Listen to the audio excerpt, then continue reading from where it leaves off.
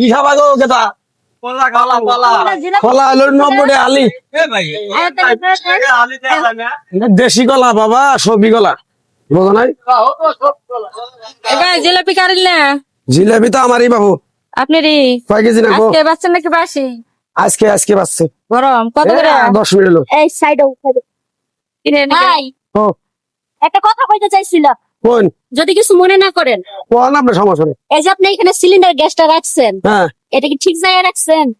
এটা আমার সুবিধা অসুবিধা এটা আমি বুঝবো এটা তো আপনার কাছে আমার হুইনা রাখতে হবে না ঠিক আছে ভাই, কিন্তু আপনি তো এখানে সবসময় থাকেন, আপনি থাকেন, দোকানদার থাকে, তারপর হচ্ছে কর্মচারীরা যারা আছে থাকে না, থাকে আশেপাশের লোকজন যাওয়া আসা করে। করে এই গ্যাসটা যদি বিস্ফোরণ হয় তখন কি আপনি বাঁচতে পারবেন? আরে বাবু এত জ্ঞান দিও না আমার তুমি জিলাপি নিয়ে বেড়াইছো তুমি জিলাপি নিয়ে বাদ যাও ঠিক আছে, কিন্তু আপনি তো এই যে এখানে কোনো কিছু দুর্ঘটনা আগুন লাগলে যেটা নিবানোর কোনো ব্যবস্থা এই জিনিসটাও রাখেন নাই।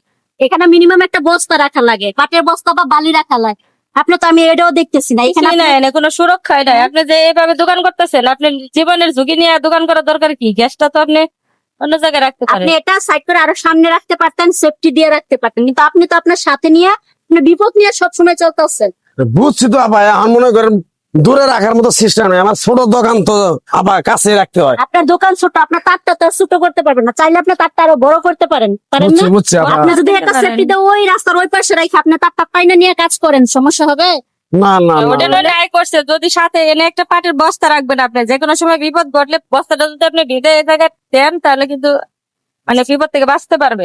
আচ্ছা আপু ঠিক আছে আপনারা যেটা কইছেন আমি আসলে বিষয়টা বুঝছি অন্যায় হইতাছে আর এটা রিক্স বিশাল একটা রিক্স ঝুঁকি বুঝে ঝুঁকি এখন তো মনে আপনি নিজেই দেখেন, আপনি যে জায়গায় রাখছেন এটা কোনোভাবে, যে পাশে আপনার চুলা আছে, আপনার এখানে সিলিন্ডার, যে কোনো সময় এটা বিস্ফোরণ হইতেই পারে। বাইরের মানুষ ঠিক আছে আপা সবসময় আপনার কথা আসতেছে, যুক্তি আছে আপনার কথা আমি মানলাম ঠিক আছে আজকে পর্যন্ত চালাই তারপর আল্লাহ কালকে থেকে একটু সিস্টেম করে রাখুন আপু হ্যাঁ ভাই, এটা আপনি সাইড করে রাখেন।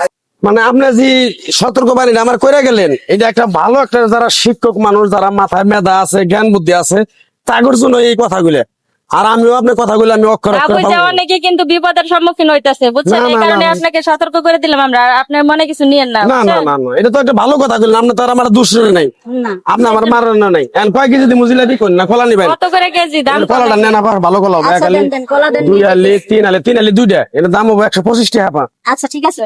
আচ্ছা, যার জন্য ভিডিওটা করা এটা হচ্ছে যে এরকম ভাবে যারা সিলিন্ডার গ্যাস রাইখা দিতেছেন, বিশেষ করে দোকানপাটে কাজ করেন, এরকম ভাবে রাখবেন না।